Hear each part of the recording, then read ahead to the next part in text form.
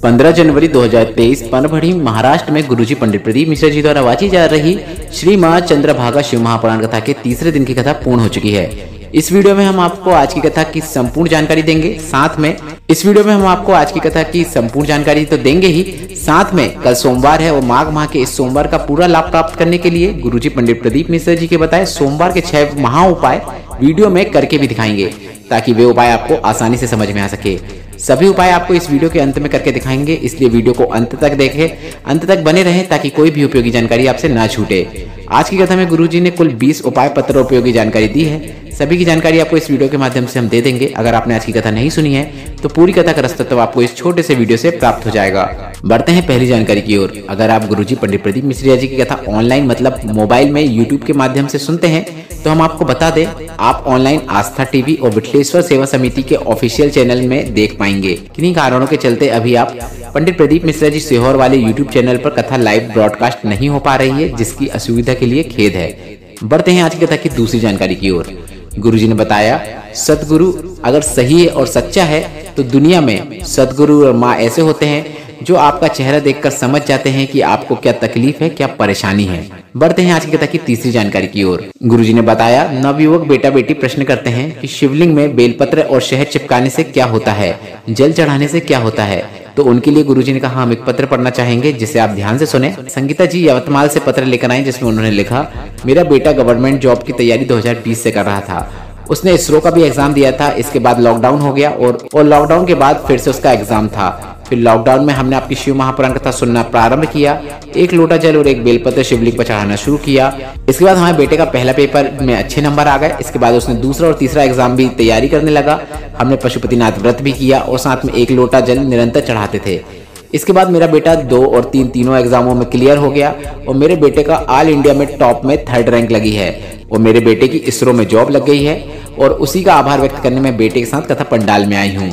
इसके बाद गुरुजी ने उस बालक को व्यासपीठ में बुलाया और उस बालक को गुरुजी ने अपनी शॉल, जो शॉल गुरुजी ओढ़ते हैं, उसे वह साल गुरुजी ने आशीर्वाद के रूप में दे दी और साथ ही उसका माला पहनाकर अभिनंदन भी किया, क्योंकि गुरुजी उस बालक की प्रतिभा से बहुत प्रभावित हुए थे। बढ़ते हैं आज की कथा की चौथी जानकारी की ओर। गजानन जी पत्र लेकर आए, जिसमें उन्होंने लिखा, मेरी माता 2019 से आपकी कथा श्रवण करती है। बिना कुछ मांगे महादेव ने मुझे इतना दिया है। मैं बस 1 लोटा जल शिवलिंग पर रोज चढ़ाने जाता हूँ। मेरी पत्नी को ब्रेन हेमरेज हो गया था। डॉक्टर ने बोल दिया था पूरा जीवन बिस्तर पर ही बीतेगा। मैंने 1 लोटा जल मंदिर में जाकर चढ़ाया और वहां पर चढ़ी हुई बेलपत्र को उठाकर ले आया और उसके तकिए के नीचे रख दिया। इसके बाद उसका ऑपरेशन हुआ और वह कोमा में चली गई। डॉक्टर ने बोला 5 दिन या 50 दिन, कई दिन कोमा में रहेगी, कुछ नहीं कह सकते। और मेरा शिव पर विश्वास अटूट था। मैं रोज शिवलिंग पर जल चढ़ाता और उस जल का छींटन उसको कर देता, क्योंकि डॉक्टर ने उसे जल पिलाने से मना किया था। भोलेनाथ की कृपा ऐसी हुई कि 5 दिन बाद उसके शरीर में हलचल होने लगी और वह आज पूरी तरीके से ठीक हो गई है। उसी का आभार व्यक्त करने कथा पंडाल में आए हैं। बढ़ते हैं आज की कथा की 5वीं जानकारी की ओर। गुरुजी से कई बेटियों ने प्रश्न किया कि हम मंदिर में जाते हैं और हमारे परिधान को देखकर लोग हंसते हैं, मतलब हम कॉलेज जाना होता है तो हम जीन्स पहने रहते हैं, तो हम क्या करें, क्योंकि हम मंदिर के कपड़े अलग पहने या फिर कोचिंग के लिए या फिर कॉलेज के लिए कपड़े अलग पहने, ऐसे में बहुत समय हो जाता है, तो हम किस प्रकार के कपड़े पहने। तो इस पर गुरुजी ने कहा कि भोलेनाथ तुम्हारे कपड़े देखने के लिए वहां नहीं बैठे हैं, वह तो सिर्फ तुम्हारा दिल देखने के लिए वहां बैठे हैं। साथ ही गुरुजी ने कहा, यह आजकल के युवक अगर मंदिर में जा रहे हैं तो तुम उन्हें टोको मत, उन्हें महादेव के मंदिर में जाने दो। बढ़ते हैं आज की कथा की 6वीं जानकारी की ओर। गुरुजी ने कहा, आप शिव मंदिर में गए हो और वहां पर आपने 1 लोटा जल शिव जी पर चढ़ाया है, भजन किया है, या फिर आपने लोटा भर के जल नहीं भी चढ़ाया है, शिवलिंग का स्पर्श मात्र कर लिया है, और अगर आपने स्पर्श भी नहीं किया है, मात्र दूर से खड़े होकर शिवलिंग को प्रणाम कर लिया है, नमन कर लिया है, तो उसमें भी शिव तत्व आपको प्राप्त हो जाता है और भोलेनाथ आपकी झोली कभी भी खाली नहीं होने देंगे, वह झोली जरूर भरेंगे, क्योंकि तेरे मंदिर में आना मेरा काम है और मेरी बिगड़ी बनाना तेरा काम है। बढ़ते हैं आज की कथा की 7वीं जानकारी की ओर। सरिता पवन ओझा जी पत्र लेकर आए, जिसमें उन्होंने लिखा, मैं बाबा का मूल मंत्र और बेलपत्र का क्या वर्णन करूं। मैं जब पेट से थी तो मुझे फिट आने लगे, मतलब मिर्गी के दौरे आने लगे। मुझे 10 से 12 दिनों में मिर्गी के दौरे आते थे। साल भर ऐसे ही चला गया, फिट आते ही रहे और वे नहीं रुके।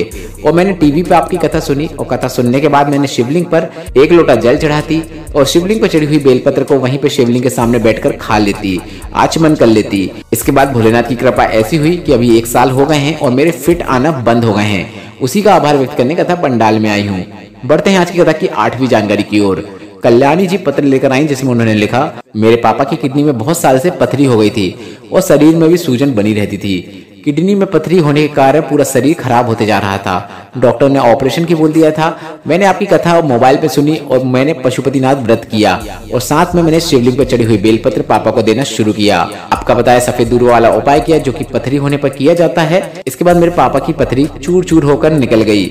उसी का आभार व्यक्त करने कथा पंडाल में आई हूँ। बढ़ते हैं आज की कथा की 9वीं जानकारी की ओर। गुरुजी ने कहा, बहुत कम लोग होते हैं जो आपको काम, क्रोध, आसक्ति, वासना से दूर ले जाते हैं और ऐसे लोग कभी भी आपका गलत नहीं सोच सकते, गलत नहीं कर सकते। वे लोग माता, पिता, बहन, भाई और गुरु हैं।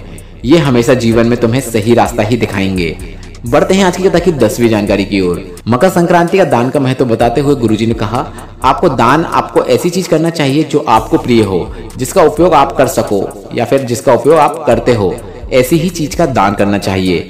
जिस चीज का आप उपयोग नहीं कर सकते या उपयोग नहीं करते हैं, ऐसी चीज का दान मत कीजिए। शिव महापुराण की कथा कहती है, प्लास्टिक का सामान दान करने से अच्छा तो यह है कि आप सामने वाले को श्री शिवाय नमस्तुभ्यम कह दो, वह भी आपको शुभ फल प्रदान कर देता है। बढ़ते हैं आज की कथा की 11वीं जानकारी की ओर। गुरुजी ने कहा, वक्ता समझाए और तुम समझ जाओ तो इसमें श्रेष्ठता है, और अगर आपने वक्ता की नहीं सुनी और वक्त ने तुम्हें समझाया तो आपको रो रो के समझना पड़ता है। अर्थात आपको कोई अच्छी बात, सत्मार्ग बता रहा है तो आपको उसकी बात सुनना चाहिए और अपने जीवन में उसे अपनाना चाहिए। बढ़ते हैं आज की कथा की 12वीं जानकारी की ओर। गुरुजी ने कहा, हमें हमारे जीवन में जल का सदुपयोग करना चाहिए, पानी को व्यर्थ नहीं करना चाहिए, प्रकृति का सदुपयोग करना चाहिए, वृक्षारोपण करना चाहिए, क्योंकि गरुड़ पुराण में लिखा है 84 लाख योनियों में सबसे पहली योनि मछली की ही होती है। बढ़ते हैं आज की कथा की 13वीं जानकारी की ओर। गुरुजी ने कहा, नारी की शोभा सोना चांदी और महंगे जेवरात से नहीं होती है, बल्कि एक नारी की शोभा उसकी मर्यादा से होती है। उसकी मर्यादा ही उसका सबसे बड़ा गहना होती है। बढ़ते हैं आज की कथा की 14वीं जानकारी की ओर। गुरुजी ने कहा, पति पत्नी का संबंध टूट रहा हो, बात तलाक तक जा रही हो, तो मेरा बेटा बेटी के माता पिता से निवेदन है, आप इन्हें जोड़ने का प्रयास करो, इनके बीच में जहर घोलने का प्रयास ना करो, उनको बढ़ावा मत दो। लड़का लड़की के माता पिता को उन्हें समझाना चाहिए, जिसमें जीवन का आनंद है। गुरुजी ने बताया, आज के समय में 50% शादियां सही हैं और बची हुई 50% शादियां अदालत में चल रही हैं। बढ़ते हैं आज की कथा की 15वीं जानकारी की ओर। अब कल है 16 जनवरी 2023, दिन है सोमवार का, और माघ माह के सोमवार में आपको कौन कौन से उपाय करना चाहिए, वे सभी उपाय हम आपको 6 उपाय वीडियो में करके दिखाने वाले हैं। तो अगली जानकारी जो रहेगी, 6 उपाय जो रहेंगे हम आपको वीडियो में उपाय करके दिखाएंगे। उपायों से क्या लाभ आपको प्राप्त हो सकता है, इसलिए वीडियो को आप अंत तक देखिए ताकि वे जानकारी आपसे न छूटे। बढ़ते हैं 15वीं जानकारी की ओर। माघ माह के सोमवार में आपको रोग मुक्ति के लिए शिवलिंग पर माता अशोक सुंदरी के स्थान पर एक बेलपत्र अर्पित करना है। बेलपत्र इस प्रकार से अर्पित करें कि बेलपत्र की बीच वाली पत्ती शिवलिंग की ओर हो और बेलपत्र की डंडी जलाधारी की ओर हो। इसके बाद एक कलश साफ जल शिवलिंग में जहां पर आपने बेलपत्र अर्पित किया है, उस बेलपत्र की बीच वाली पत्ती पर अर्पित कर देना है। जल अर्पित करते समय आपको श्री शिवाय नमस्तुभ्यम मंत्र का जाप करना है। इसके बाद कुंदकेश्वर महादेव का नाम लेते हुए शिवलिंग से आ रहे जल को प्राप्त करके उस जल का आचमन भी आपको कुंदकेश्वर महादेव का नाम लेते हुए करना है। बस इतना ही करना है, बड़ी से बड़ी बीमारियों में लाभ मिलना निश्चित है। बढ़ते हैं आज की कथा की 16वीं जानकारी की ओर। सोमवार के दिन रोग मुक्ति के लिए आपको रुद्राक्ष वाला जल शिवलिंग पर अर्पित करना है। आपको 2-3 घंटे पहले एक कलश में जल भर लेना है। यह कलश तांबे का होना चाहिए। इसमें आप एक रुद्राक्ष को डुबो दें, 2-3 घंटे तक इस रुद्राक्ष को गलने दें। इसके बाद जल कलश से रुद्राक्ष को निकाल कर अपने पास सुरक्षित रख लें। इसके बाद इस जल को ले जाकर शिवलिंग में कुंदकेश्वर महादेव का नाम लेते हुए जल को अर्पित कर देना है। पूरे शिवलिंग में जल अर्पित कर दीजिए और जलाधारी से आ रहे जल को प्राप्त करके उस जल का आचमन भी आपको कुंदकेश्वर महादेव का नाम लेते हुए करना है।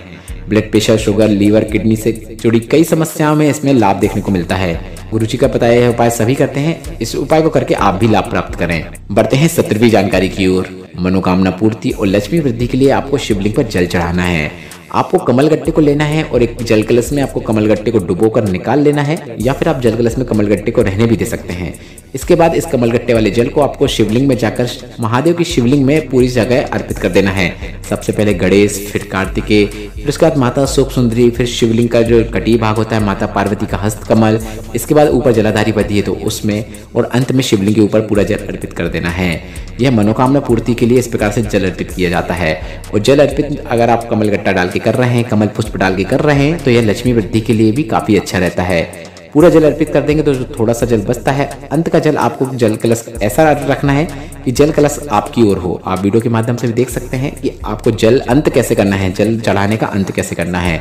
इस प्रकार से जल अर्पित मनोकामना पूर्ति और लक्ष्मी वृद्धि के लिए किया जाता है। यह गुरुजी पंडित प्रदीप मिश्रा जी का बताया बहुत ही अच्छा उपाय है। बढ़ते हैं 18वीं जानकारी की ओर। शिवलिंग में त्रिपुण बनाने का नया तरीका हाल ही की कथाओं में गुरुजी पंडित प्रदीप मिश्रा जी ने बताया है, जो कि जीवन की परेशानियों को, जीवन के कष्टों को, जीवन की तकलीफों को दूर करने के लिए किया जाता है। आपको शिवलिंग पर त्रिपुण बनाने के लिए चंदन का उपयोग करना है। त्रिपुण बनाने की शुरुआत करने के लिए आपको सबसे पहले 2 रेखाएं बनाना है। अब यह 2 रेखाएं आप अपने हाथ के बीच की 2 उंगलियों का उपयोग करते हुए बनाना है। 2 रेखाएं बनाने के बाद अपने अंगूठे की बाजू वाली उंगली का उपयोग करते हुए शिवलिंग में 2 रेखाओं के नीचे तीसरी रेखा बना देना है। इसी प्रकार से त्रिपुण बनाया जाता है। गुरुजी ने बताया शास्त्रों में इस प्रकार से त्रिपुण बनाने का वर्णन है। बढ़ते हैं 19वीं जानकारी की ओर। गुरुजी ने हाल ही में एक अच्छा उपाय बताया था, जिसमें आपको अगर आपके व्यापार में तरक्की नहीं मिल रही है, आपकी नौकरी में तरक्की नहीं मिल रही है, जीवन में आप आगे नहीं बढ़ पा रहे हैं या फिर अटके हुए कार्य आपके पूर्ण नहीं हो पा रहे हैं, तो आपको यह उपाय करना है।